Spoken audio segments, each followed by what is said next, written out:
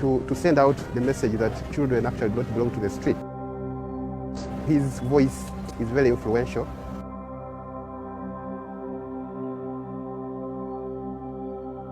Especially amongst the youth and young persons. Tubanga tulina abaana emitwalo 10 ku street kitegeeza nti myaka 5 gyokka abaana bagenda kubeera abantu bakulu.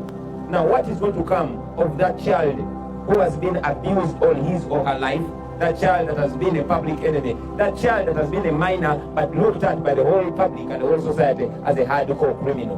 The whole world is listening, the whole world is watching. What are we going to do? We think that the message that is going to send out will have an impact on the lives of these children who are on streets and those who are about to come on the streets. Yeah, we want to empower the rights of the children. Today, when not people power.